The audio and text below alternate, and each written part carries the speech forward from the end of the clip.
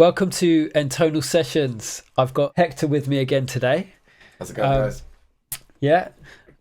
Today, we're going to be going into harmonics. I want to show you some ways of visualizing harmonics in sound to help understand how the harmonics and different notes relate to each other in terms of tuning. I've got Ableton set up here, and I've got a Spectrum Analyzer, and I've got Entonal Studio, so we can demo a couple of different scales. I'm going to switch between the standard 12-tone equal temperament and this just intonation scale. And what I want to explore is, what is harmonic? Let's get an understanding of that. Now I've got it set up so we can see the harmonics of the sound. I'm going to start with just one note, sawtooth. And a sawtooth, is this right, Hector, that it shows all of the harmonics? Mm-hmm. Yeah. So, yeah. So we've got this magic here, zooming in. So you can see Ableton showing us, this is the root, the fundamental. I'll turn the sound off. Yeah, because you still got see the the shadow peaks there anyway, yeah. Yeah. So that's the first, so we've got the fundamental, then the first harmonic, which is an octave above, as you can see, C2 to C3. Then the next harmonic is the G, which is an octave plus a fifth above. Then we get another octave. Then the next one is the E. If you put all the different notes together, we've got a major chord. We've got a C major going on here. And then again, we've got the G, so that's the fifth repeated. And then lastly is the it's the A sharp, which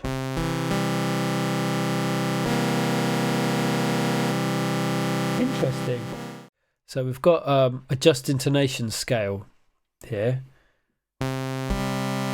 So you can see when I add that fifth, it's like there's just new harmonics that like they just slot in.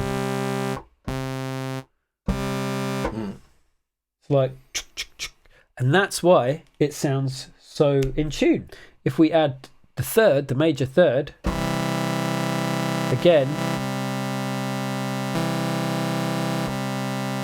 you can see it's just literally it's just adding a few more harmonics. So in a way, yeah, building chords in this way with pure tuning, a chord is basically stacking more harmonics together to make a bigger, fuller sound.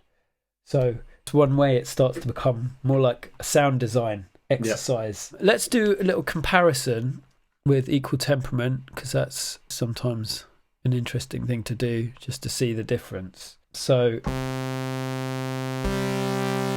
we can hear that movement, that phasing in the sound, and you can see, look here, you can see there's movement, there's phasing, which is causing some of the harmonics to shift around, to move.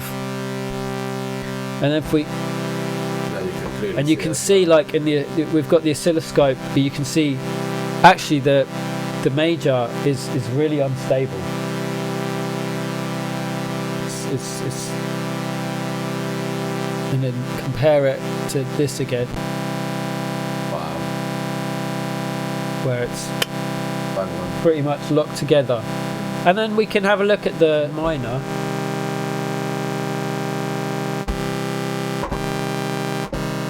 So there's a bit of movement. Yeah. But it's almost like a stable beating. So so the major third, it's literally like you're just pushing another set of harmonics into the sound. With the minor,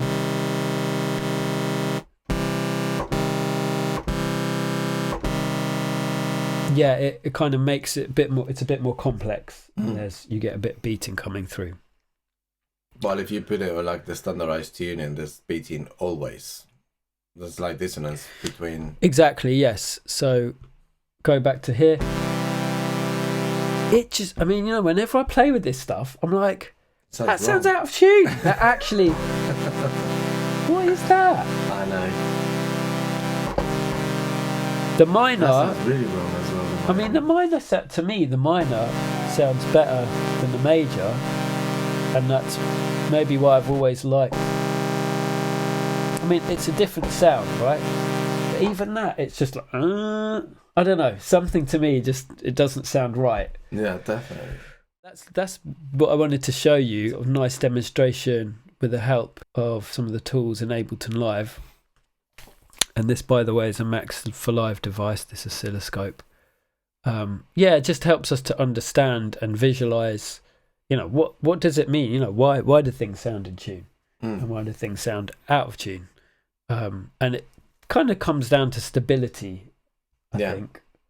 Yeah, because like it's kind of like really sort of obvious, isn't it, when you switch between the standard tuning to the what was the tuning that you were working on, the Hindustani 12? Yeah, I mean it's a simple what we might call a 5-limit just intonation scale, but we're mainly focusing on sort of simple major and minor. Like there's different types of minors as well. But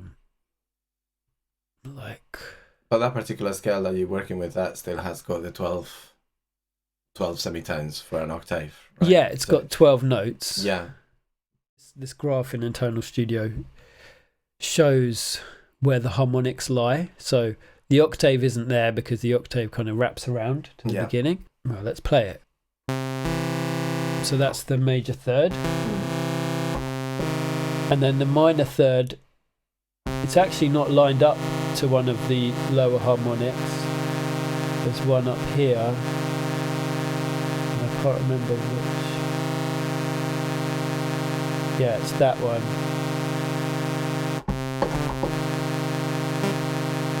So that sounds more stable, doesn't it? Like, yeah, that sounds way more stable after you shifted it. Yeah, that's actually because that's connected to one of the harmonics. It's so good that helps you kind of like make everything sound more in tune and cohesive. You can hear it when it's perfectly kind of like, as close to perfectly in tune. Yeah. It just falls within the harmonics area. Wow. Yeah, it's suddenly like everything just kind of like falls back together, doesn't it? Yeah. So that's what I wanted to show you. Hope it's been informative and interesting. Go and play with this stuff yourself, guys.